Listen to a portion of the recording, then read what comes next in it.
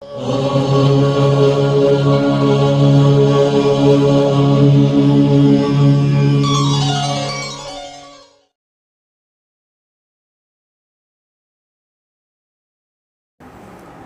বাশিষ্ঠ সার এই বইটাতে আমাদের চলছে পড়া। প্রথমে আমরা প্রথম থেকে আমরা পড়ে নিই একবার। প্রথম থেকে আমাদের 3 নম্বর অবধি তো হয়েছিল আগের দিন নাকি? হ্যাঁ, প্রথম শ্লোকটা থেকে আগে পড়া হবে। দিক্কালাদ্যনবচ্ছিন্ন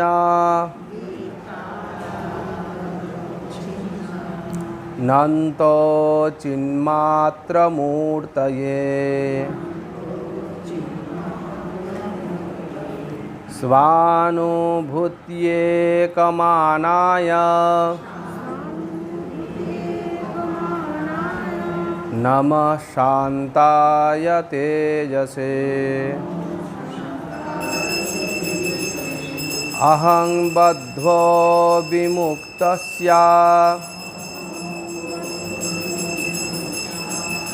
মিতি যস্যাস্তি নিশ্চয়ঃ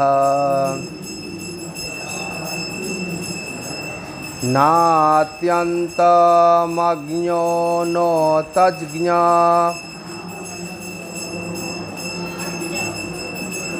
সোऽস্মিং শাস্ত্রেऽধিকারবান যাবন্নানুগ্রহ সাক্ষাৎ जायते परमेश्वरात् तावन्न सद्गुरुं कश्चित् सच्छास्त्रं वापि नो लभे। আগের দিনে আমাদের এই 3 নম্বর শ্লোক পর্যন্ত পড়া হয়েছিল। এবার আমরা আজকে 4 নম্বর শ্লোকটা পড়ব। 4 নম্বর শ্লোকটা আগে পড়ে নিই, তারপরে এটার বিষয়ে আলোচনা হবে। মহানুভাব সম্পর্কাৎ সংসারার্ণবলঙ্ঘনে युक्ति संप्राप्यते राम দৃঢ়ানো বীরনাবিকা। এখানে আমাদের 4 নম্বর থেকে হবে। এখানে বলা হচ্ছে যে গুরু সেবার দ্বারা কি হয় তাহাই বলিতেছেন। যোগ বাশিষ্ঠ সারের 4 নম্বর শ্লোক।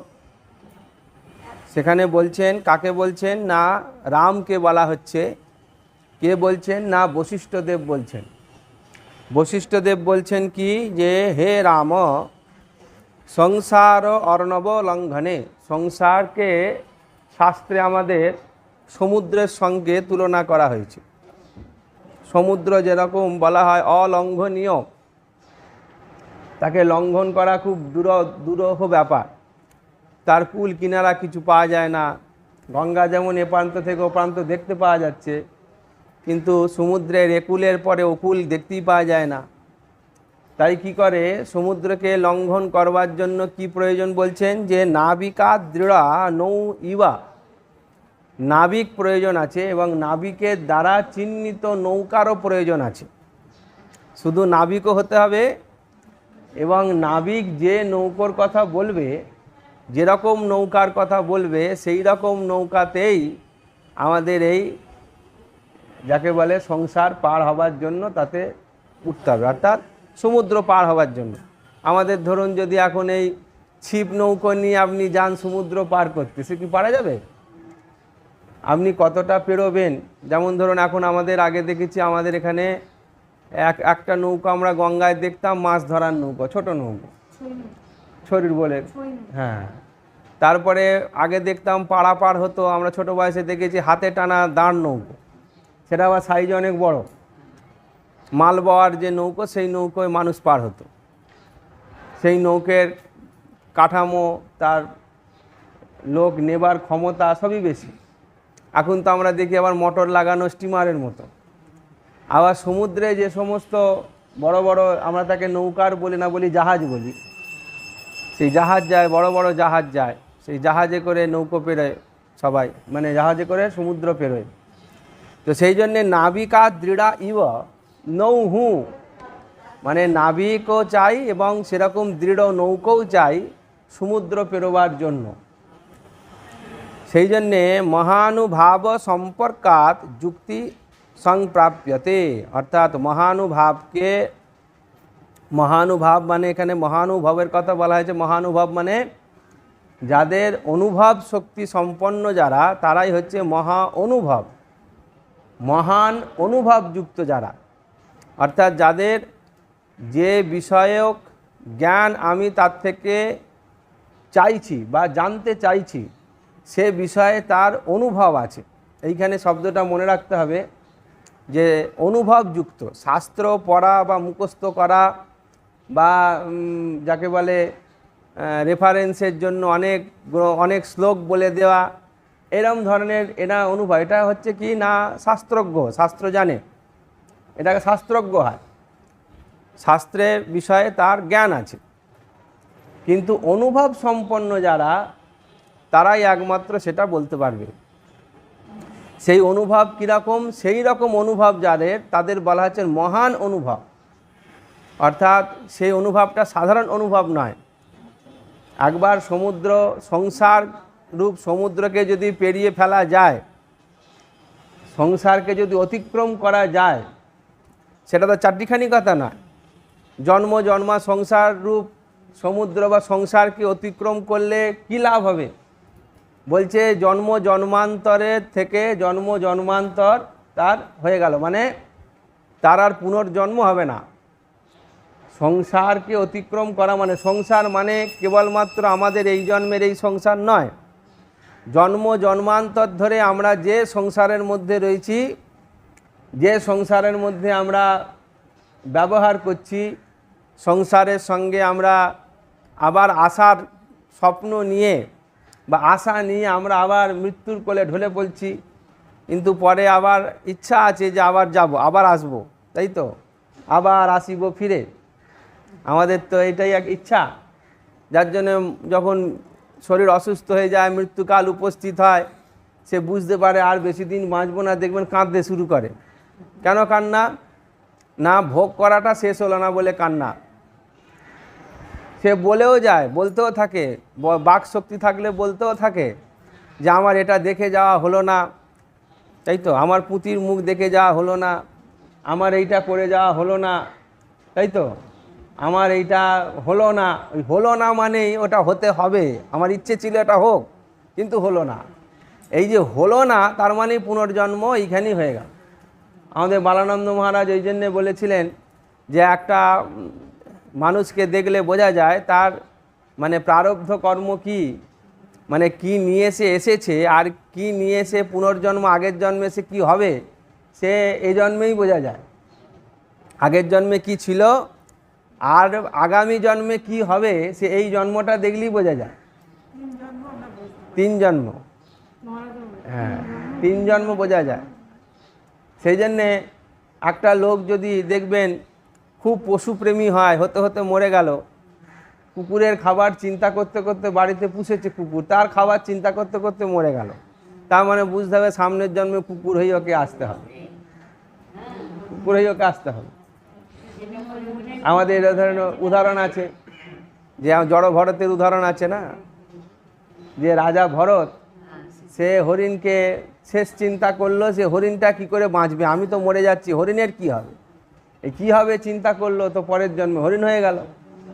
এরকমভাবে আমরা আগামী জন্মে কি হব সেটা আমরা নিজেরাই বিচার করলে বুঝতে হবে, তাকে দেখলেও বোঝা যাবে। আর গত জন্মে সে কি ছিল তার এ জন্ম দেখলেও বোঝা যাবে, তার স্বভাবটা সেই রকমই হবে। একই মায়ের পেটে 3-4 ভাই বোন, 3-4 স্বভাবের হয়, সবাই এক স্বভাবের হয় না। কেউ পড়ে ভালো, কেউ লেখে ভালো, কেউ মারপিট করে ভালো, হ্যাঁ, এক একজনের এক এক রকমের স্বভাব, তাহলে পূর্বজন্মে তার সেই রকম স্বভাব ছিল, সেই জন্য এই জন্মে সেই স্বভাবটা আর স্মৃতিটা তার মধ্যে সে বুঝতে পারছে না, সে কিছু জানতেই পারছে না, কিন্তু তার স্বভাবই তাকে নিয়ে যাচ্ছে। একই বই মাস্টারমশাই স্কুলেতে একটা ঘরের মধ্যে একই পড়া 50টা ছেলেকে একসঙ্গে পড়িয়ে দিল, কিন্তু ফার্স্ট হলে একটাই ছেলে, আবার সেই পড়া যাকে পড়া তার মধ্যে 2-4টে ফেলও করলো। মাস্টারমশাইয়ের তো দোষ নেই, কিন্তু সবাইকে একই পড়া পড়িয়েছে, নিতে পারলো না, তার কি করা যাবে। সেজন্য বলা হয়েছে জ্ঞানকে সূর্যের সঙ্গে বলা হয়েছে, জ্ঞানকে সূর্যের সঙ্গে বলা হয়েছে। সূর্যের তো দোষ নেই, সূর্য তো সকালবেলায় উঠেছে, সে তো আলো দিয়েছে, কিন্তু দরজা বন্ধ যদি জানলা বন্ধ আমি করে রাখি তো আমার ঘর অন্ধকার রইল, তাতে সূর্যের কি বয়ে গেল। তার জন্য দরজা আমায় খুলতে হবে, জানলা আমায় খুলতে হবে। সেরকমভাবে আমাদেরই সংস্কার তৈরি করতে হবে। সেই জন্যে সংস্কারটা এই যে সংসারের মধ্যে যে দ্রবীভূত অবস্থায় আমরা রয়েছি, সংসারের মধ্যে আমরা দ্রবীভূত অবস্থায় এর থেকে বেরোবার পথই খুঁজে পাচ্ছি না। বালানন্দ মহারাজের এই নিয়ে একটা গল্প আছে, একটা অন্ধের গল্প আছে। সে একটা মানে বড় পাঁচিলের নগর থেকে বেরোবার একটাই দরজা ছিল, আর একজনের দাঁত ছিল আর একজনের চুলকুনি ছিল। হ্যাঁ, সে করলো কি, দুজনকেই পাঁচিল ধরিয়ে দেওয়া হলো। সে চুলকুনি এমন হয়েছে সে 2 হাতে চুলকোতে শুরু করেছে, আর পাঁচিল ধরতে পারছে না, ভুলে গেছে কোথায় পাঁচিলটা। আর একটা বুদ্ধিমান ছিল অন্ধ, সে করলো কি, এক হাতে দেওয়ালটাকে ধরেই ছিল, ধরে এগোচ্ছে আর এক হাতে চুলকে যাচ্ছে। এই করতে করতে সে ডান হাত দিয়ে দরজাটাকে ঠিক সন্ধান পেয়ে গেল, বেরিয়ে গেল। ডান হাতে সন্ধান পেল আর সেখান থেকে বেরিয়ে গেল। সেই জন্যে সংসার থেকে বেরোবার রাস্তা আছে, রাস্তা বলে দেবার লোক আছে, কিন্তু বেরোতে তো আমাকেই হবে। যার জন্য আগের শ্লোকে আমরা ওই জন্য পেয়েছি কি, আত্মকৃপার কথা পেয়েছি। সেই আত্মকৃপায় বলিয়ান হয়ে, আত্মকৃপার বশীভূত হয়ে বা আত্মকৃপার দ্বারাই আমরা সদ্গুরু লাভ করি। এইখানেই সেই প্রসঙ্গে বলছেন যে মহানুভব মানে সেই ব্যক্তি যিনি অনুভব সম্পন্ন, যাকে বলা হয়েছে, শাস্ত্রে বলেছেন কীরকম মহানুভব না, বলা হচ্ছেন শ্রোত্রিয়ম ব্রহ্মনিষ্ঠম তদ বিজ্ঞানার্থম স্বগুরুমেবাবিগচ্ছেৎ সমিতপানি শ্রোত্রিয়ম ব্রহ্মনিষ্ঠম। তিনি এক তো বৈদিক মার্গ অবলম্বন করে নিজে সাধন ভজন করবেন, শ্রোত্রিয়ম, শ্রোত্র মানে বেদ, আর তিনি ব্রহ্মের প্রতি নিষ্ঠাবান হবেন, মানে তিনি ব্রহ্ম বিচার সম্পন্ন হবেন। একেই বলে ব্রহ্মনিষ্ঠা। ব্রহ্মনিষ্ঠা মানে ব্রহ্মেতে যিনি ব্রহ্ম বিচারবান যিনি, তাকে বলা হচ্ছে ব্রহ্মনিষ্ঠা। এরকম গুরুই একমাত্র পারেন সেই জ্ঞান প্রদান করতে, তদ বিজ্ঞানার্থম, তাকে জানাতে পারেন।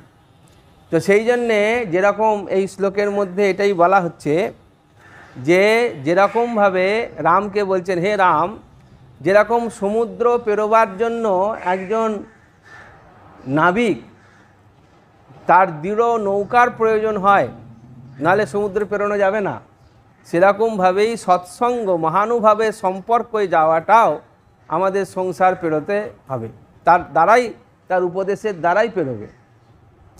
এই সম্পর্কে ওই জন্যে বলছেন যে সেবার দ্বারা, এখানে ওই জন্য বলছেন যে মানেটাই আমরা পড়ব যে মহানুভাব অর্থাৎ ব্রহ্মজ্ঞ গুরু সম্পর্ক অর্থাৎ সেবা দ্বারা সংসার সমুদ্র উত্তীর্ণ হবার যুক্তি বা উপায় লাভ হয়। তাহলে সেই যে মহানুভাবের কাছে আমরা গেলাম, তাকে কিভাবে আমরা সংসার, গেলেই কি সংসার পেরিয়ে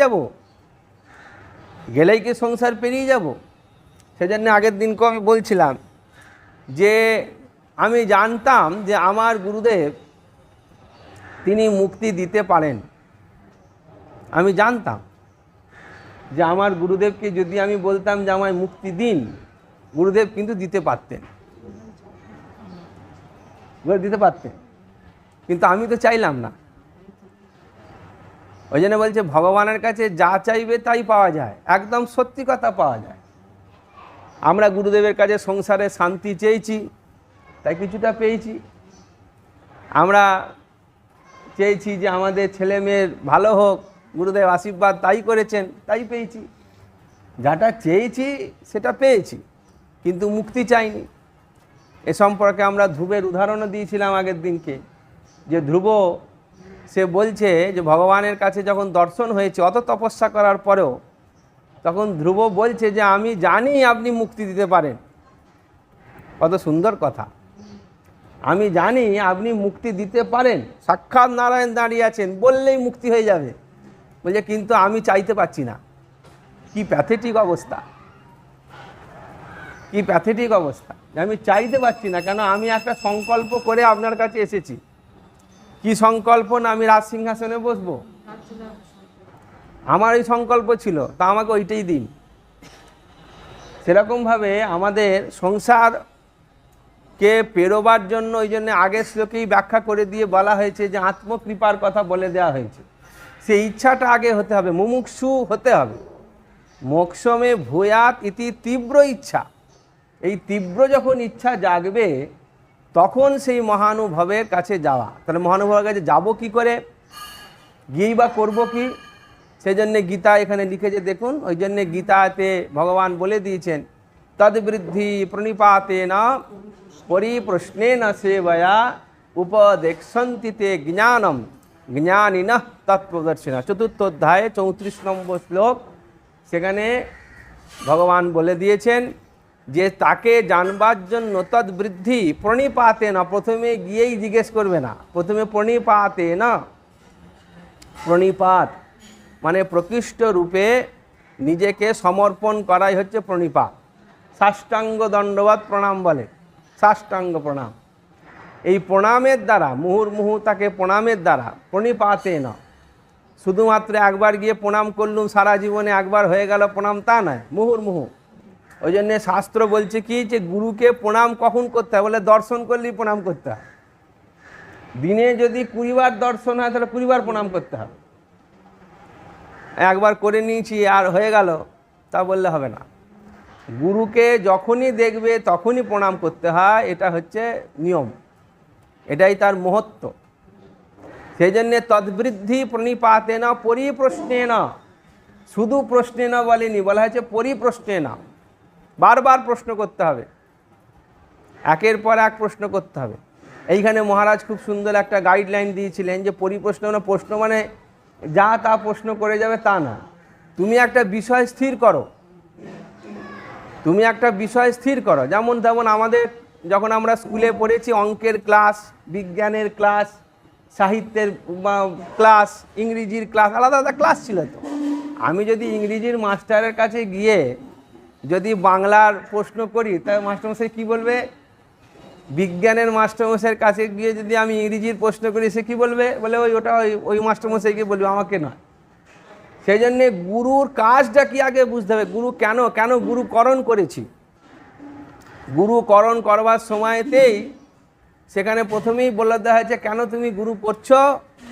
যখন আমি তাকে গুরু বলে বরণ করছি, তখন বলা হচ্ছে যে ধর্ম অর্থ কাম ও মোক্ষ চতুর্বর্গ প্রাপ্তি কাম, অর্থাৎ আমার মুক্তি প্রাপ্তি চাই, এটা আমার মধ্যে যেন আসে। আপনি ধর্মের উপদেশ নিশ্চয়ই নেবেন, অর্থ কি করে উপার্জন করব সেও গুরুদেব বলে দেবে, আমি কি করে সংসারের কামনা বাসনা পরিচালনা করব তাও বলে দেবে। কিন্তু এই তিনটের মধ্যেই আমরা দাঁড়িয়ে গেলাম, চতুর্থটা আর বলতে ভুলে গেলাম। সেটা কি না, মুক্তির কথা, যে আমার মুক্তি কি করে হবে। তাই উপদেক্ষন্তি, তখন পরিপ্রশ্নে না সেবয়া, সেবা দ্বারা। সেবা, এখানে সেবা মানে মহারাজ এটা নিয়ে খুব বলতেন, দু ধরনের বলা হয় সেবা। একটা হচ্ছে গুরু যেমন যেমন উপদেশ করছেন সেটাকে অক্ষরে অক্ষরে পালন করার নাম হচ্ছে সেবা। গুরুর উপদেশের সেবা, তিনি আমাকে নিয়ে যা বলতে চাইছেন বা আমাকে যা উপদেশ করেছেন। ঠাকুর একজন একটা কথা বলেছিলেন যে যার পেটে যা সয়, সবাইকে একরকম উপদেশ গুরু করেন না, আধার বুঝে করবেন। ধরুন আপনি এসে বলেছেন একটা বালতি নিয়ে এসেছেন, আপনি জানেন বালতি নিয়ে গেলেই হয়তো গরু দুধ দিয়ে দেবে, কিন্তু গয়লা বলল যে না এখন দুধ দেওয়া যাবে না, তুমি এই পাত্রটা ভালো করে আগে মেজে নিয়ে এসো। তা আমি গাজোয়ারি করলাম, কেন মাজতে যাব, এতেই দুধ দাও। গয়লা দুধ দিয়ে দিল, বাড়িতে নিয়ে যেতে যেতেই দেখলাম সেই দুধটা কেটে গেল। সেজন্য গুরু আগে যে পাত্র আসবে তাকে গুরুদেব দেখে আগে বিচার করবেন যে এই পাত্রটাতে ঢালবো যে অমৃত সুধা, সে নিতে পারবে কিনা। সেজন্য তাকে পাত্রটাকে ঠিক করতে হবে। গুরুদেব বলে ঠিক আছে তুমি আগে বাগানের কাজ করো। আমরা আশ্রম জীবনেও দেখি মহারাজ আমাদের প্রথম জীবনে শিখিয়েছিলেন পায়খানার প্যান্ট পরিষ্কার করা, প্রথম জীবনে মহারাজের শিক্ষা।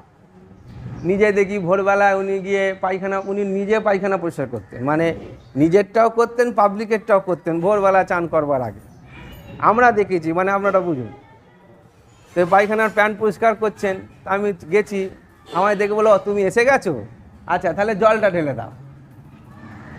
উনি ঝাঁট দিয়ে চান করতে চলে গেলেন গঙ্গায়, আমাকে বললেন জলটা ঢেলে দাও, জলটা ঢেলে দিলাম।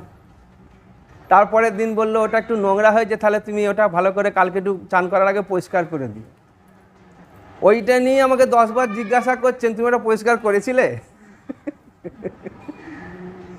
তখন তো ভাবতাম যে খালি পায়খানার প্যান্ট পরিষ্কার করার কথা কেন বলছে, না ওটা পারফেক্ট হয়েছে কি না দেখবে, কাজটা যেন সুস্থভাবে সুন্দরভাবে হয়। যে কোনো কাজ, মন্দির পরিষ্কারের সময় নেতা ধরা শেখাতেন, কি করে নেতা ধরতে হয় দেখো শেখাতেন, কি করে পরিষ্কার করতে হয় শেখাতেন, তারপরে কি করে ঠাকুর সাজাতে হয় শেখাতেন, তারপরে ঠাকুরের কি করে পুজো করতে হয় সেটা শেখালেন, পুজোর পরে কি করতে হয় সেইটা শেখালেন, তারপরে আমাদের এই বইপত্র নিয়ে বসা শিখিয়েছে। তারপরে বলেছেন এসো তোমাকে একটু পড়াবো, ওই বইটা একটু পড়িয়ে দিই তোমাকে, হ্যাঁ, তারপরে বই দিচ্ছেন পড়াচ্ছেন, এই শেখাচ্ছেন। তার মানে পাত্র এইটাই বোঝা হবে কি না, পাত্র সে নিতে পারবে কি কতটা, তাকে ওই জন্য আগে যাচাই করা। সেজন্য পাত্রকে ঘষে মেজে আমাদের এইটা কি করে হবে। এখানে একটি শ্লোক বলছেন যে সাধু সঙ্গ সর্বদা কর্তব্য, বলছেন মহানুভাব সম্পর্ক কস্য নোন্নতি কারক অশুচ্যপি পয়ঃপ্রাপ্য গঙ্গাং জাতি পবিত্রতাম। এই সাধু সঙ্গর কথা নিয়েই কিছু শ্লোক যোগ বাসিষ্ঠ বলবেন, বশিষ্ঠদেব রামকে উপদেশ করবেন যে সাধু সঙ্গের মহিমার কথা বলবেন। কি বললেন না, মহানুভাব সম্পর্ক, মহানুভাবের সম্পর্ক কস্য কাহার, কাহার না উন্নতি করতে পারে। মহানুভাবের যে সঙ্গ করা অর্থাৎ সৎসঙ্গ করা, সোজা কথা সাধু সঙ্গ করা, প্রত্যেক দিন প্রত্যেক মুহূর্ত সাধু সঙ্গ যদি মন দিয়ে করা যায়, নতুন করে একটা জিনিস শিখবেন, একদম ধ্রুব কথা। আপনি যে কোনো সাধু সঙ্গ করুন, যদি মন দিয়ে সাধু সঙ্গ করেন দেখবেন রোজ একটা করে নতুন জিনিস নিয়ে বাড়ি যাচ্ছেন, এটা হবেই হবে। তাই জন্য বলছেন যে কার না উন্নতি কারক, সাধু সঙ্গ কার না উন্নতি করতে পারে। তাই জন্য কস্য নোন্নতি কারক, কার না উন্নতি কারক হয়। অশুচ্যপি পয়ঃপ্রাপ্য, মানে অসুচি, যেমন ধরুন আমাদের এই গঙ্গার ধারেতে যত ময়লা ড্রেন দিয়ে সব যাচ্ছে, গঙ্গা একটু দাঁড়ালেই দেখা যাবে এদিক দিয়ে একটা ড্রেন আসছে, ওদিক দিয়ে একটা ড্রেন আসছে। সেই ড্রেনের জলটা যখন গঙ্গায় মিশে গেল, আপনি বোতলে করে ওটাকে তুলে নিয়ে যাচ্ছেন বাড়িতে গঙ্গার জলে পুজো করবেন বলে। আপনি কিন্তু ওখান থেকে গঙ্গার থেকে ঠিক 1 হাত দূরে একটা নর্দমা আছে, নর্দমা থেকে জলটা তুলছেন না, ঠিক 1 হাত পরে যখনই গঙ্গায় মিশে গেল তখনই সেইখান থেকে আপনি তুলতে জলটাকে গঙ্গা বলে নিয়ে যাচ্ছেন। এরকমভাবে বাল্মীকি রত্নাকর দস্যু নারদের মতন সৎসঙ্গ প্রাপ্ত হয়ে গেল, মহাপুরুষের প্রাপ্ত হয়ে গেল। তাকে তিনি বললেন রাম রাম জপ করো, সে রাম বলতে পারছে না, মরা মরা জপ করতে করতে তার সমাধি প্রাপ্ত হয়ে গেল। এইভাবে ওই জন্য বলা হচ্ছে যে অশুচ্যপি পয়ঃপ্রাপ্য গঙ্গাং জাতি পবিত্রতাম, সে তখন গঙ্গার সমান পবিত্র হয়ে যায়। সেই অশুদ্ধ জলটাও গঙ্গা সমান পবিত্রতা প্রাপ্ত হয়ে যায়। সেই জন্য বলছেন যে সৎসঙ্গে চিত্তে সারাসর বিবেক জাগ্রত হয়, ঈশ্বরে অনুরাগ হয় এবং বিষয় বাসনা ক্ষীণ হয়। এটা স্বাভাবিক। আপনি ওই জন্য মহারাজ বলতেন যে আলোর দিকে যত যাবে অন্ধকার পেছন দিকে চলে যাবে, আলোর দিকে যত যাবে অন্ধকার পেছন দিকে তত চলে যাবে। হ্যাঁ, পূর্ব দিকে এগোলে পরে পশ্চিম দিক পিছিয়ে আপনা হতেই পেছিয়ে হয়ে যাবে। সেই জন্যে ওই জন্যে বলছেন যে ঈশ্বরে যদি অনুরাগ এসে যায়, অনুরাগ হয়, তাহলে পরে স্বাভাবিকভাবেই সংসার আস্তে আস্তে পেছন দিকে চলে যাবে। আপনি আশ্রমে যখন আসতে শুরু করেছেন, কারুর না কারুর দ্বারা প্ররোচিত হয়ে আশ্রমে যাব, বিকেলবেলা পাঠে আসতে শুরু করলেন, পাঠে বসতে শুরু করলেন, দেখবেন আপনি যখন এই একটা নেশা লাগবে, প্রথমে রোজ যাওয়ার একটা নেশা, না গেলে ওই টাইমটা যেন বাড়িতে আর কিছুতে সময় কাটতে চাইছেন না, এইটা প্রথম হবে। তারপরে কি হবে না, আপনি খুব সাজতে ভালোবাসতেন, আপনি খুব সাজতে ভালোবাসতেন, কিন্তু এইখানে এসে দেখলেন এখানে কোনো সঙ্গে আমন নেই যারা খালি সাজ পোশাক কাপড় চোপড় নিয়ে আলোচনা করতে আসে। মেয়েদের যেটা স্বভাব, এখানে সবাই একটা অন্য কিছু নিয়ে আলোচনা করে।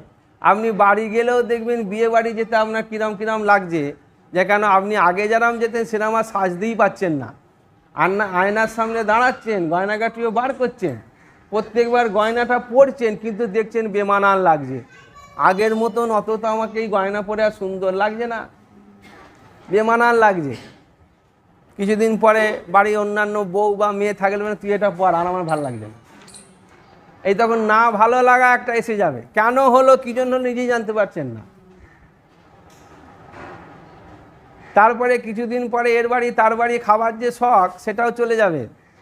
হোটেলে গিয়ে খাওয়া, রেস্টুরেন্টে খাওয়া না, তখন মন্দিরে ভোগ বলছে বলে চল ওখানেই যাই, তখন ভোগ প্রসাদ খেতে ভালো লাগবে।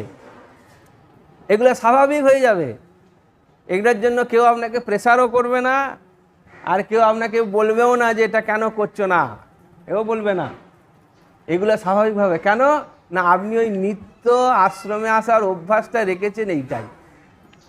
সেই জন্যে উন্নতি করবার জন্য কশ্যন্নোন্নতি কারো, কার না উন্নতি হয়, উন্নতি শব্দের অর্থ এইটা, ঈশ্বর সমীপ্য লাভ করা, ঈশ্বরের সমীপে যাওয়া, ঈশ্বরের নিকটবর্তী যাওয়া, এর নামই হচ্ছে উন্নতি।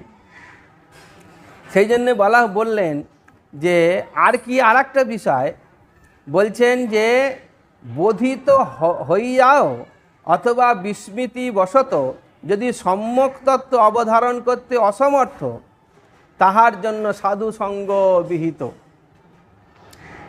আমি পড়েছি অনেক কিছু, কিন্তু আমি সেটার সঙ্গে মিশিনি।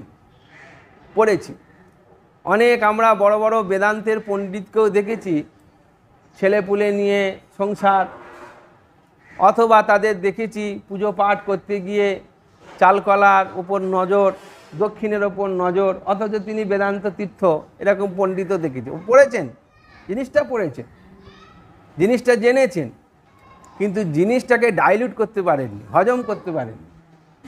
সেই জন্যে কী বলছেন, এরম যারা ব্যক্তি আছেন তাদেরকে কিভাবে চিহ্নিত করা হলো, বলা হলো বোধিত হইয়াও, সেইটার জ্ঞান থাকা সত্ত্বেও, অথবা বিস্মৃতিবশত, পড়েছি কিন্তু সেটা আবার জেনেছি কিন্তু সেটা ভুলে গেছি,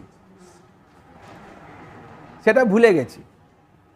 এই যে জিনিসটা আমি কারোর না কারোর থেকে শুনেছি বা কোনো না কোনো জায়গায় আমি পড়েছি, কিন্তু সেইটা আমি ভুলে গেছি, ওই পড়েছি এই অবধি, বিস্মৃতি হয়ে গেছে। এরকম যদি হয়, তাদের ক্ষেত্রে সম্যক তত্ত্ব অবধারণ করতে অসমর্থ। আসল তত্ত্বটাকে জানবার জন্য যারা অসমর্থ, সমর্থবান নন, তাদের কি বলছেন, তাদের জন্য সাধু সঙ্গ বিহিত। তাদের সাধু সঙ্গ বড় উপকারী জিনিস। কেন না, সাধুগণ পুনঃ পুনঃ তত্ত্ব বুঝিয়া দেন। একটা কথাকে ফেনা উঠে যাবে এরকমভাবে বোঝাবেন, বারবার বোঝাবেন। গুরুদেব মানে আমাদের আরণি শ্বেত কেতু সংবাদ, হ্যাঁ, শ্বেত কেতু গুরুগৃহে পড়ে এসছেন, পড়ে এসে বেশ পড়াশোনা শেষ হয়ে গেছে, বিরাট পণ্ডিত, বিরাট জ্ঞানী, আমার মতন এত মেধাবী ছাত্র কেউ নেই, এইভাবে সে ঘুরে ঘুরে বেড়াচ্ছে, মাটিতে পা পড়ছে না। বাবা বুঝতে পারলো যে তো পড়েছে ভালো, বললে এক্ষুনি হড়হড় করে বলতেও পারবে, কিন্তু পড়ার যে মর্ম এর মধ্যে প্রবেশ করেনি। তাই তখন তাকে বোঝাতে শুরু করলেন। নবার প্রশ্ন হয়েছে, তাই তো, নবার প্রশ্ন হয়েছে, নবার তত্ত্বমসির কথা, তত্ত্বমসি সে তো কে তো তত্ত্বমসি, নবার তাকে প্রশ্ন করেছেন। পড়াশোনা সমাপন হয়ে গেল, কিন্তু তার এই শ্বেত অরুণী, তার পিতৃদেব শ্বেতকেতুকে যেই সেদিন উপদেশ না করতো, তাহলে পরে তার ভেতরে লাস্টে গিয়ে বলছে হ্যাঁ এবার আমি বুঝতে পেরেছি। তাই জন্যে সাধু সঙ্গেও পুনঃ পুনঃ, এই জন্য বলা হচ্ছে যে স্মরণ করিয়ে দেন, আর পুনঃ পুনঃ কীর্তিত হয়েছে। ভগবান শ্রীকৃষ্ণ এই জন্য বলছেন, এ সম্পর্কে আলোচনায় বলছেন, ন হ্যন্ময়ানি তীর্থানি ন দেবা মৃচ্ছিলাময়াঃ তে পুনর্ন্যন্তুরু কালেন দর্শনা দেব সাধবাঃ। বলছেন কোনো নির্দিষ্ট জলবিশেষী তীর্থ নহে, অথবা মৃত্তিকা বা পাষাণ নির্মিত মূর্তি বিশেষী দেবতা নহেন। আমরা যেমন গঙ্গাকে আমরা তীর্থ বলি, বা ধরুন এই আপনারা তারকেশ্বর গেছেন, তারকেশ্বরের পাশে একটা বড় পুকুর আছে, তাকে বলে দুধ পুকুর। সেই দুধ পুকুরে গিয়ে লোকে চান করছে, কেন না সেটা একটা পুণ্য। বা আপনারা পুষ্করে যাবেন, সেখানে কোনো নদী পাবেন না, একটা জলাশয় পাবেন, সেখানে লোকে চান করছে। এরকম অনেক তীর্থ আছে, অনেক জায়গা আছে যেখানে গিয়ে মানুষ সেখানে যায়, একটু একটা জলাশয়ে ডুব মারছে, চান করছে, কেন পুণ্য অর্জন হবে, কেন ওটা তীর্থ বলে। কিন্তু এরকম তো অনেক পুকুরি আছে, অনেক ঝিল আছে, সেগুলোকে সবকটাকে আমরা কেন তীর্থ বলতে পারছি না? অনেক এরকম মূর্তি, ধরুন আমাদের এইখানে একটা মন্দিরে একজন বিগ্রহ মূর্তি আছে। এই মূর্তিটা হবার আগে, বা এখন আরও ভালো বুঝবেন, কিছুদিন পরে আমাদের দুর্গা পুজো আসছে, যতক্ষণ না ওই দুর্গার বেদিতে ওই মূর্তিটা উঠছে আর তার সামনে বামুন ঠাকুর বসছে, যতক্ষণ না সেই সপ্তমীর দিন তার প্রাণ প্রতিষ্ঠা করছে, ততক্ষণ পর্যন্ত তার সামনে দাঁড়িয়ে আমরা অঞ্জলি দিচ্ছি না।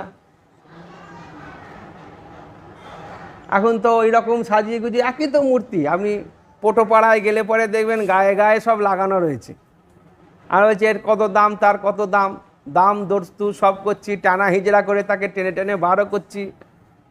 কিন্তু যেই বেদিতে উঠে গেল, যেই তাকে প্রাণ প্রতিষ্ঠা হয়ে গেল, সঙ্গে সঙ্গে তার মধ্যে দেবত্ব এসে গেল।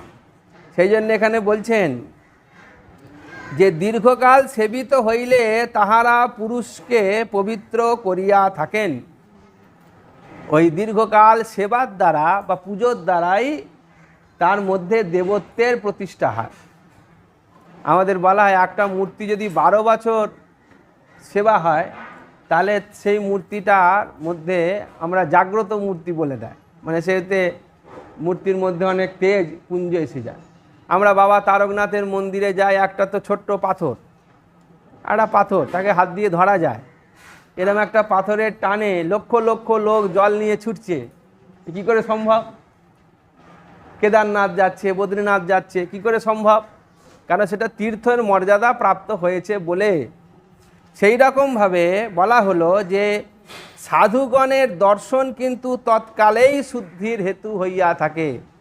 তীর্থে কেন যাই বা তীর্থে স্নান কেন করি না? পবিত্র হবার জন্য, শুদ্ধ হবার জন্য।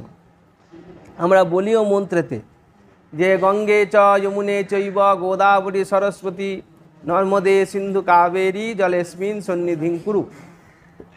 সমস্ত তীর্থ এই জলের মধ্যে এসে উপস্থিত হোক। আর এই তীর্থ দ্বারা কী লাভ হবে না? সবাধ্যাভ্যন্তর সূচি, আমাদের অন্তর বাহির সূচিতা লাভ হবে, পবিত্রতা লাভ হবে। তার জন্য আমরা স্নান আদি তীর্থতে গিয়ে করে থাকি। সেরমভাবেই এখানে বলা হলো যে সাধু যদি সঙ্গ লাভ হয়, তাহলে পরেই আমাদের তৎক্ষণাৎ আমাদের একটা শুদ্ধিকরণ হয়ে যায়। অনেক ওই জন্যে মহারাজকে একবার কেউ প্রশ্ন করেছিল যে সাধু সঙ্গ কাকে বুঝবো, প্রকৃত সাধু কাকে বুঝবো, সাধু তো আছেন কিন্তু সাধু বুঝবো কি করে। তখন মহারাজ একটা খুব ছোট্ট কথা বলেছিলেন, কিন্তু মনে রাখার মতন কথা। উনি বললেন, যে সাধুর কাছে গিয়ে বসে তুমি কথা বলা বন্ধ হয়ে যাবে, মনে হবে যেন এখানেই খানিকক্ষণ বসে থাকি এনার কাছে, একটা শান্তি তুমি মনে অনুভব করবে যে আমি কিরম যেন শান্ত হয়ে গেছি, কেন যেন একটা শান্তি পাচ্ছি, কিছু না বলেই যেন একটা ভেতরে ভেতরে শান্তি পাচ্ছি। এরম যে ব্যক্তি জানবে তার ভাইব্রেশন খুব বেশি, তিনি প্রকৃত সন্ত বা তিনি প্রকৃত তত্ত্বজ্ঞ ব্যক্তি। তার শরীরের দ্বারা তিনি অনেক সাধন ভজন আদি করেছেন এবং তার দ্বারাই তুমি ওই বসে থাকলেই লাভ হয়ে যাবে।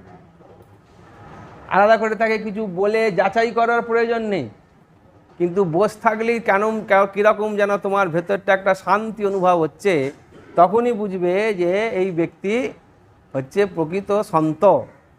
সেই জন্য এখানে বলছেন যে সাধু দর্শন কিন্তু তৎকালেই শুদ্ধির হেতু হইয়া থাকে। তত্ত্বজ্ঞ সাধুগণই যথার্থ তীর্থ ও দেবতা, তাহারা জঙ্গম তীর্থ ও শ্রী ভগবানের চলবিগ্রহ রূপে প্রসিদ্ধ। তারা জঙ্গম তীর্থ, সাধুকে বলা হয় জঙ্গম তীর্থ, চলে চলে বেড়ান তো ওই জন্য জঙ্গম তীর্থ বলে। আর শ্রী ভগবানের চলবিগ্রহ, আমরা ভগবানকে তো কেউ দেখিনি, মূর্তিতে শ্রদ্ধা নিবেদন করি, ভগবান বলে ভোগ লাগাই, আর ভগবানের প্রতিমূর্তি হিসাবে আমরা সাধু সন্তকেই শ্রদ্ধা নিবেদন করি। সৎসঙ্গ সাধকের পরম হিতকারী, লোক ব্যবহারে রাগ দেশে তাড়নায় অস্থির হইয়া সাধক নির্জন প্রদেশে ঈশ্বর চিন্তন করিতে যায়। একটা খুব সুন্দর সমাধান করেছেন এই কথাটার ভেতরে, যে আমরা সংসারের তাড়নাতে আমরা দেখেছি এই চণ্ডীর যে বর্ণনা, চণ্ডীর বর্ণনাতে আমরা দেখেছি প্রথমে সুরত রাজা সমাধি বৈশ্য সংসারের তাড়নায় তারা জঙ্গলে চলে গেল। জঙ্গলে গিয়ে কি হলো, মানে দুজন দুজনের সঙ্গে কথা বলছে। সমাধি বৈশ্যকে সুরত রাজা জিজ্ঞেস করছে, তুমি কেন বাবা জঙ্গলে এলে? বলে, আমি এই সংসারের জ্বালা যন্ত্রণায় এসেছি। সুরত রাজা বলছে, আমিও তো সেরকম জ্বালা যন্ত্রণায় এসেছি। তার মানে দুজনেরই জ্বালা যন্ত্রণাতেই এসেছে, কিন্তু জ্বালা যন্ত্রণা থেকে কি করে সে মুক্ত হবে সেটা আর কেউ দুজনে বলতে পারছে না। যত জিজ্ঞাসা করবে তত জ্বালার কথাই বলবে, তাই তো? আমরা যদি আমাদের জ্বালা যন্ত্রণা, মহারাজ এটাকে খুব সুন্দর বলতেন, যে অনেকে প্রশ্ন করতেন যে এই এসে ঘন্টার পর ঘন্টা বসে আছে, খালি কথা বলছে, এ করছে। তো মহারাজ অনেক সময় কিছু বলতেন না, যখন বলতেন তখন বেশ ঠুকিই বলতেন। উনি বলতেন, দেখো ওর অনেক কষ্ট নিয়ে এসেছে, যাবে কোথায়? অনেক কষ্টের কথা নিয়ে এসেছে, যাবে কোথায়? বন্ধু বান্ধব আত্মীয় স্বজনকে বলতে গেলে তার জ্বালা এর জ্বালার সঙ্গে জুড়ে আলো জলাঞ্জলি হয়ে যাবে। হ্যাঁ, তার আরও জ্বালা বেড়ে যাবে, কেউ শুনবেও না, তার জ্বালা বেড়ে যাবে। আর নইলে তাকে কেউ উপহাস করবে, তাহলে তার দুঃখ হয়েছে বলে সে বলবে এইবার পাঁকে পড়েছে, বেশ হয়েছে। সেই জন্য সে এমন একজন ব্যক্তিকে খুঁজছে যার কাছে সে নিরাপদে নিশ্চিন্তে সেই কথাগুলো বলতে পারবে। সে শোনার লোক কই, সে লোক কই শোনার? তারা এসে যদি আমাকে বলে একটু সময় দিই, তার যদি মনটা একটু শান্ত করতে পারি, তার থেকে বড় আর কি কাজ হতে পারে? এরকম করে মহারাজ বলতেন। তার মানে সেইখানে বলছেন যে ব্যাকুল, এই জন্য বলছেন যে কিন্তু এই জন্য নির্জনে যে আমি সাধন ভজন করবো বলে সংসার থেকে পালিয়ে গিয়ে নির্জনে যদি চলে যান, অনেকেই বলে আর সংসার ভাল লাগছে না, এবারে হিমালয়ে চলে যাব, জঙ্গলে চলে যাব বলে। তার মানে নির্জনতায় চলে যাব। সোজা কথা, ওই জঙ্গলে চলে যাওয়া, হিমালয়ে চলে যাওয়ার অর্থটা কি? নির্জনতায় যাওয়া। নির্জনতায় গেলে কি বিপদ হয় সেটা এখানে বলছে, দেখুন। কিন্তু সেখানেও অন্তস্থ বিষয় ভোগবাসনা তাহাকে বিক্ষিপ্ত ব্যাকুল করিয়া তোলে। সেখানে গিয়ে যত একা হয়ে যাবে না, একা হয়ে গিয়ে ভাবলো বোধ হয় এবারে আমি একা হয়ে গেছি, সংসার ত্যাগ করে এসে এবার টান টান হয়ে বসে এবার ভগবানের চিন্তা করব। মহারাজ বলতেন ও ভগবানের চিন্তা হয় না, ভূতেদের চিন্তা হয়, ভূতের চিন্তা। কন্টিনিউ মনে পড়বে আমি কি করে এসেছি, সে আমাকে কি করলো, কেন আমায় দিল না, কেন আমায় করলো না। এইগুলি যত জপ করবেন তত এই চিন্তাগুলোও বাড়বে। অনেকে বলে যে মহারাজ জপ তো করি কিন্তু ঠিক মন বসে না জপে। বসবে কোত্থেকে? বসবে কোত্থেকে? বসবার উপায় তো আমি একা গিয়ে বসে জপ করা নয়, এটা সমাধান নয়, এটা উপায় নয়।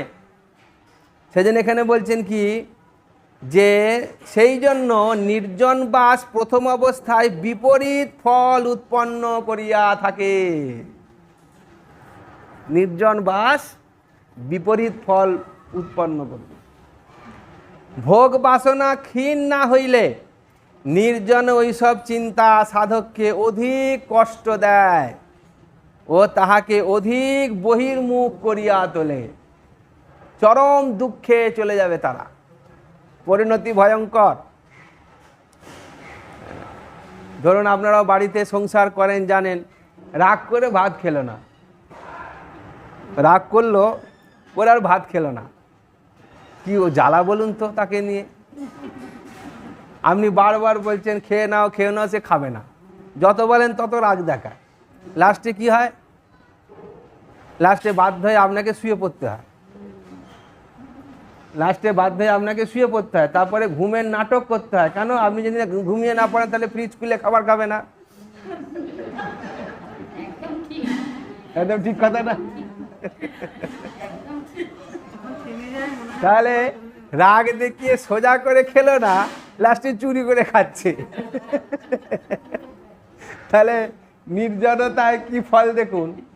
যদি কোনো রাগ দেশ করে সংসার ত্যাগ করেও দিল, তাহলে সেটার কিন্তু পরিণাম ঠিক হয় না, সেটা ফল আরও খারাপ হয়। সেজন্যই বলছেন যে ভোগ বাসনা ক্ষীণ না হইলে নির্জনে ওইসব চিন্তা সাধককে অধিক কষ্ট দেয় ও তাহাকে অধিক বহির্মুখ করিয়া তোলে। এইরূপ অবস্থায় সৎসঙ্গ পরম মহৌষধ। সৎসঙ্গ কি না, তাকে বলা হয়েছে মহৌষধ। শুধু ঔষধ নয়, রোগ নিবৃত্তির জন্য যেমন ঔষধের প্রয়োজন হয়, সেরকম আমাদের মনকষ্ট, আমাদের ওই জন্য বলা হয়েছে যে কষ্টটা দুরকম, একটা শারীরিক কষ্ট, একটা মানসিক কষ্ট। শারীরিক কষ্টকে আমরা ঔষধ আদির দ্বারা নিবৃত্তি করতে পারি, কিন্তু মানসিক কষ্ট সে কী দিয়ে নিবৃত্তি করবেন? তার কি ওষুধ আছে? তখন বলছেন সৎসঙ্গ হচ্ছে তার ঔষধ। সৎসঙ্গ করতে হবে। সৎসঙ্গে বিষয় ভোগ বাসনা ক্ষীণ হইয়া থাকে। তাহলে সৎসঙ্গের ফল কি বলা হলো? বিষয় ভোগ বাসনা ক্ষীণ হয়ে যায়। তখন সেইখানে সে আলোচনার মধ্যে দিয়ে সে বুঝতে পারবে যে আমি যে চিন্তা ভাবনাটা সংসার সম্পর্কে করছি সেটা আদৌ ঠিক না ভুল। যখন সে বিচারে বুঝে যাবে যে না, আমি যে চিন্তা করেছি এটা ভুল চিন্তা, তাহলে সে ঠিক চিন্তাটা কি তার মনে উদয় হবে। তখন সে কাউকে কিছু না বলে সেই ঠিক মার্গে চলতে শুরু করবে। তাহলে প্রাপ্ত কী হলো না? সৎসঙ্গের দ্বারাই তার এটা প্রাপ্ত হলো। তখন সে নির্জনে গিয়াও ঈশ্বর চিন্তন করতে সমর্থ হবে। সৎসঙ্গ শব্দের দুটি অর্থ বলেছেন, একটা হচ্ছে মুখ্য অর্থ আর একটা হচ্ছে গৌণ অর্থ। মুখ্য অর্থটা কি না, সতের সঙ্গ হচ্ছে সৎসঙ্গ। সৎ কি? একং সৎ বিপ্রা বহুধা বদন্তি।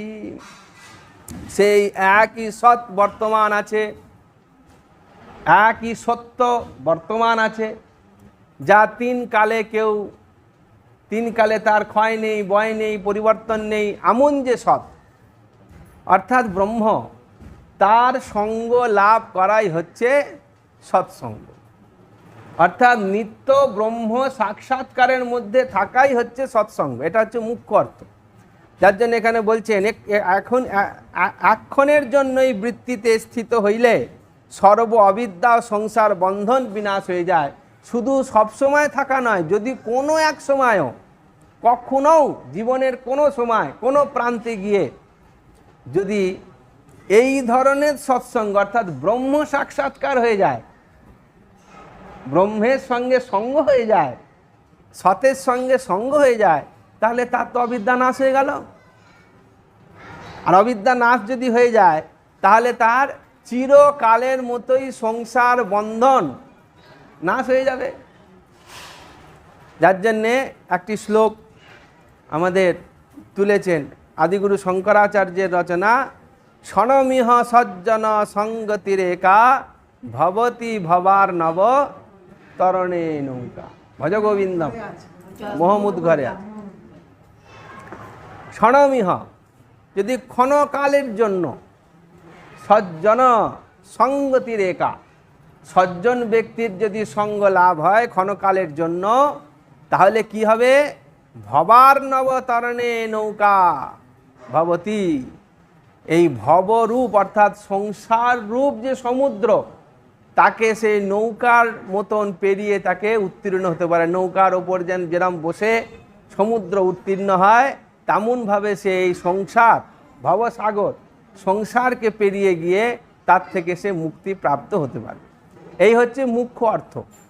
আর গৌণ অর্থ কি না? সৎসঙ্গ শব্দের গৌণ অর্থ হচ্ছে সৎস্বরূপ পরমাত্মার চিন্তনকারী সাধুগণের সঙ্গ। আমি তাকে তো পাইনি, তার সঙ্গ তো পাইনি, কিন্তু যারা তার সঙ্গ পেয়েছে তাদের সঙ্গ করা। যার জন্য একটি বৈষ্ণবদের মধ্যে একটি কথা প্রচলন আছে যে কৃষ্ণায় কৃষ্ণ ভক্তায় তদ্ভক্তায় নমো নমঃ। কৃষ্ণ যদি পেলাম ভালো, না পেলে কৃষ্ণ ভক্তকে পেলাম, তাকেও যদি না পাই তদ্ভক্তায় নমো নমঃ, তাদের ভক্তকেও আমরা প্রণাম করি। কেন? কৃষ্ণ হচ্ছে স্বয়ং চুম্বক। কৃষ্ণ হচ্ছে স্বয়ং চুম্বক। একটা চুম্বক যদি আপনি রেখে দেন সেটা চুম্বক।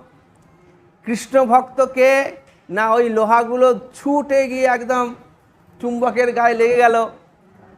ধরুন আপনি এতগুলো পেরেক নিলেন, নিয়ে গিয়ে চুম্বকটা তার সামনে রাখলেন, শাট করে সব কটাকে একসঙ্গে নিয়ে পুরো কভার করে দিল। একদম যে যেখানে পারলো ছুটে একটু জায়গা পেয়েছে তাতে গিয়ে আটকে গেল, গিয়ে আর চুম্বকটা দেখা যাচ্ছে না, ওই পেরেকগুলো সব দেখতে পাওয়া যাচ্ছে আটকে আছে ওর ভেতরে। এবার তো হলো, এইবারে কিছু আলপিন নিয়ে গেলেন, নিয়ে গিয়ে আবার সে ওই পেরেকগুলোর কাছে নিয়ে গেলেন, পেরেকগুলো তখন এবার আলপিনগুলোকে টেনে রেখে দিয়েছে। তারা চুম্বকের কাছে যেতে পারলো না, চুম্বকের কাছে যেতে পারলো না, কিন্তু চুম্বকের সঙ্গ লাভ করে পেরেকগুলো চুম্বক হয়ে গেছে। হ্যাঁ, কারেন্ট হয়ে গেল। এবারে তার সঙ্গে আপনার ওই আলপিনগুলো গিয়েও তখন সেই লোহাগুলোকে ধরে নিচ্ছে। ওই জন্য বলছেন যে এইরকমভাবে যারা সতের সঙ্গ থাকে, আমরা যদি ব্রহ্মকে নাও প্রাপ্ত হতে পারি, ব্রহ্মবিদ এরকম যারা রয়েছেন, এরকম সদ্গুরু, তাদের সঙ্গ লাভ করলেও আমাদের সেই প্রশান্তি লাভ হতে পারে। কি অদ্ভুত বিষয় যে সেই শান্ত অবস্থাকে লাভ করেছেন, তিনি শান্ত হয়ে গেছেন। আপনি যত তার সঙ্গ করবেন আপনার রোজ একটু একটু করে অশান্তি যাবে আর শান্ত আপনি হয়ে যাবেন। সে কেবলমাত্র তার কাছে কিছু প্রশ্ন করা আর তার উপদেশ দেওয়া। আর যে যত বেশি ব্রহ্মবিদ গুরু হবেন তার বাক্য এত তেজালো হবে যে একটা ছোটোখাটো কথাও তার ভেতরে কত রিয়াকশান তৈরি করে দেবে। সেজন্য এখানে বলছেন যে সৎস্বরূপ পরমাত্মার চিন্তনকারী সাধুগণের সঙ্গ করা, আর তত্ত্বজ্ঞ মহাপুরুষগণের রচিত গ্রন্থ ও তাহাদের অনুভূতি সমুজ্জ্বলা বাণী অধ্যয়ন করাকেও সৎসঙ্গ বলা হয়।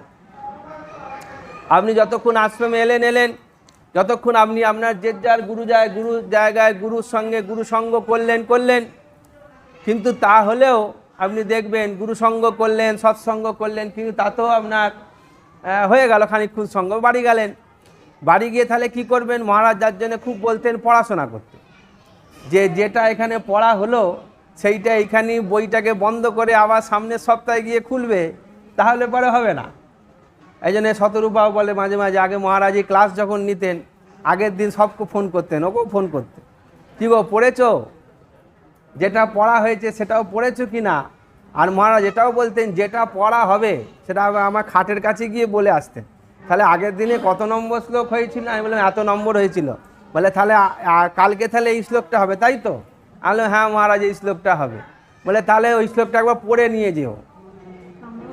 হ্যাঁ, পড়ে আসবে, মানে যেটা পড়া হবে সেটাও পড়ে আসতে হবে, আর যেটা পড়া হয়েছে সেটাও পড়ে আসতে হবে।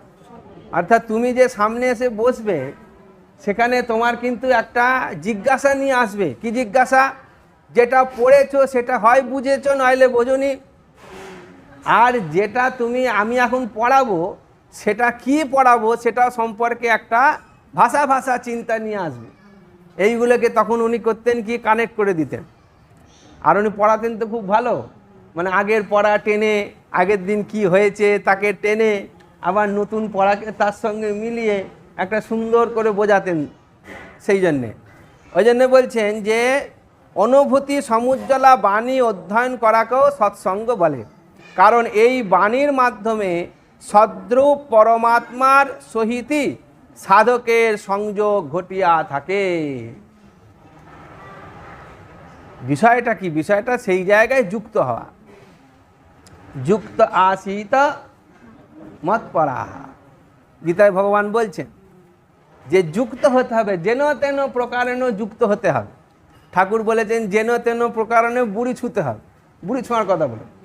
যেন তেন প্রকারেণ আমার দৈনন্দিন জীবন চর্চা, আমার চিন্তা ভাবনা যেন সবসময় ওই বিষয়টার সঙ্গে যুক্ত থাকে। আমি বুঝলেও যুক্ত থাকুক, আমি না বুঝলেও যুক্ত থাকুক। না বুঝলে বরঞ্চ আরও বেশি ভালো। ভেতরে একটা এমন খিদে তৈরি হবে, মাথা খারাপ করে দেবে, কেন আমি বুঝতে পারছি না। হ্যাঁ, এই ব্যাকুলতাটার প্রয়োজন আছে। ওই জন্যে ঠাকুর বলেছিলেন না যে ঈশ্বর প্রাপ্তি কি করে হবে? বললেন ব্যাকুলতা, ব্যাকুলতা, তীব্র ব্যাকুলতা। একমাত্র ব্যাকুলতাই তাকে প্রাপ্ত হতে পারে। হ্যাঁ, মাথা কাটার ব্যথা বলতেন ব্যাকুলতা। যেরকম মাথা কেটে দিলে একটা পাঁটা বলির সময় দেখবেন যেই পাঁটা বলি দিল সঙ্গে সঙ্গে মুন্ডুটার কিছু হলো সেরকম নয়, পুরো দেহটা যেরকম ছটফট ছটফট করে সেরকম একটা ছটফটে একটা ব্যাকুলতা আমাদের ভেতরে থাকতে হবে। দীপ্তদর্শী, হ্যাঁ, মাথাতে জলদিন্ধনম, জলদিন্ধনম। যেরকম মাথায় কেউ আগুন একটা বসিয়ে দিলে আপনি কি করে, গরম হচ্ছে তো করবো, সেবার তো গরম হতে হতে আপনাকেও পোড়াবে। আপনি কি করবেন? সঙ্গে সঙ্গে ছুটছেন, কোথায় জল আছে সেইখানে গিয়ে ডাইভ মারব। সেরকমভাবে কারণ এই বাণীর মাধ্যমে সদ্রূপ পরমাত্মার সহিত সাধকের সংযোগ ঘটিয়া থাকে। অতএব মহাপুরুষগণের সাক্ষাৎ সঙ্গ লাভ না করলেও তাহাদের রচিত গ্রন্থাদি অধ্যয়ন ও মনন করত মুমুক্ষুর সময়ের সদুপযোগ করা কর্তব্য। সদ উপয়োগ, মুমুক্ষু ব্যক্তি যার জন্যে সময়ে সদ উপয়োগ করবে, সময়কে কখনো অসৎ উপয়োগ করবে না। অসৎ উপয়োগ কি না, মহারাজ বলছেন তাকে বলে সময় নষ্ট। প্রত্যেক ব্যক্তির নিজস্ব ভাবনা চিন্তা আছে। যেমন ছেলেরা পড়াশোনা করছে, তারা পড়াশোনার বাইরে অন্য কিছু করলে বাড়ির বাবা মা বলে তুই খালি সময় নষ্ট করছিস। সে ছেলেটা বুঝতেই পারছে না যে কি সিনেমা দেখলে কি সময় নষ্ট হয়, তক্ক করে সিনেমা দেখেছি কি সময় নষ্ট। তাকে বোঝানো যাচ্ছে না সময় নষ্ট কী জিনিস। যে বোঝে যে ছেলেটা সত্যিই খুব পড়াশোনা করবে, সে তখন বুঝে গেল হ্যাঁ আমার সময় নষ্ট হলে, এই টাইমটা যদি আমি পড়াশোনায় দিতাম তাহলে পরে আমার কিছুটা মুখস্থ হয়ে যেত বা আমি একটু এগিয়ে যেতাম, কিন্তু আমি এগোতে পারলাম না। আজকের দিনে যতটা আমার এগোনোর ছিল ততটা আমি আজকে এগোতে পারলাম না। তার জন্য আমি যে সময়টা ওই বিষয় বাদ দিয়ে অন্য বিষয়ে চিন্তন করেছি সেইটা আমার কাছে সময় নষ্ট হয়ে গেল। সেই জন্য আমাদের বলা হচ্ছে যে জীবন রেখা একটা নির্দিষ্ট মাপ আছে আমাদের প্রত্যেকেরই। কারুর 60, কারুর 65, কারুর 50, কারুর 80, কারুর 90, যা হোক একটা আছে। কিন্তু আমাদের সময় নষ্ট, ওই জন্যে বলা হচ্ছে, আমাদের একটা খুব সুন্দর শ্লোক আছে যে বলছেন যে অজরা মরবৎ প্রাজ্ঞ বিদ্যামর্থঞ্চ চিন্তয়েত গৃহীত ইবকেশেষু মৃত্যুনা ধর্মমাচরেত। বলছে যখন ধন উপার্জন করবে আর যখন বিদ্যা অর্জন করবে তখন নিজেকে মনে করবে আমার দেহে কোনো রোগ নেই, আমি অজর, জরা নেই আমার শরীরে, আর আমি অমর, আমার কোনো দিন মৃত্যু হবে না, এই চিন্তা করে ধন আর অর্থ উপার্জন করবে। হ্যাঁ, আর গৃহীত ইবকে শেষু মৃত্যু না ধর্মমাচরে, আর জম চুলের মুঠি ধরেছে এক্ষুনি আজকাল আমাকে নিয়ে চলে যাবে, এইরকম চিন্তা করে ধর্মের আচরণ করবে। ওই জন্যে আজকেই আমার মৃত্যু দিন। কোনো কোনো সাধক এরকমও কথা বলেছেন যে ঘুম থেকে উঠে প্রথম প্রার্থনা করে নেবে আজকে আমার মৃত্যু দিন, তাহলে আমার কি করণীয় আজকে? যদি আজকে কোনো না কোনো দিন তো মৃত্যুদিন হবেই, আজই হোক আর কালই হোক, কিন্তু আমায় চিন্তা করতে হবে যে আজকেই আমার মৃত্যুদিন, তাহলে আমার কি কি কাজ বাকি রয়ে গেছে এখনই সেটা আমায় করে ফেলতে হবে। কি আমার চিন্তা বাকি রয়ে গেছে, কি আমার কাজ বাকি রয়ে গেছে, এইটা আমায় চিন্তা করতে হবে। হ্যাঁ, একদিন তো মরবই। সেজন্য একজন সাধকের একটা বই পড়ছিলাম, সেখানে তিনি লিখছেন যে রোজ সকালবেলায় উঠে ঘুম থেকে উঠে ভগবানকে প্রণাম করে এইটাই চিন্তা করবে যে আজকে আমার মৃত্যুদিন, আজকে আমি মৃত্যু হবে, যখন হোক, সকালে হতে পারে, বিকেলে হতে পারে, রাত্রিরে হতে পারে, কিন্তু আজকেই। তাহলে আমার কি করার আছে আজকে? তাহলে আমার সময় নষ্ট হবে না। আমরা মনে করি কি আর বয়স হলে আশ্রমে যাব, তখন গিয়ে ধর্মকর্ম করব, বয়স হলে হবে, এখন এসব তুই কেন করছিস, বয়স হয়নি তোর, অনেকে বলে না।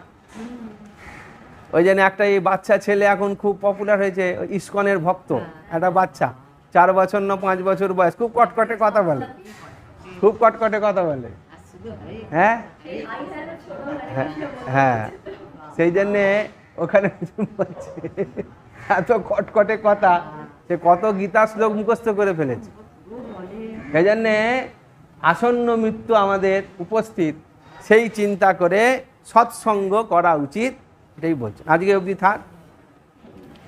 শঙ্করম শঙ্করাচার্যম কেশবম বাদরায়ণম সূত্রভাষ্য কৃতৌ বন্দে ভগবন্তৌ পুনঃ পুনঃ। ঈশ্বরো গুরুরাত্মেতি মূর্তিভেদ বিভাগিনে व्योमवद्व्याप्तदेहाय दक्षिणामूर्तये नमः। स्निग्धां हास्यां वदनकमले लोचने प्रेमदीप्तिः भाले ज्योतिशिरसि च जटाजूटचूडापि संगा नित्यां यस्य स्फुरति हृदये शुद्ध वात्सल्यधारा बालानन्दो भूरि विजयते वैद्यनाथ स्वरूपः। ॐ पूर्णमदः पूर्णमिदं पूर्णात् पूर्णमुदच्यते पूर्णस्य पूर्णमादाय पूर्णमेवावशिष्यते। ओम शांति शांति शांति।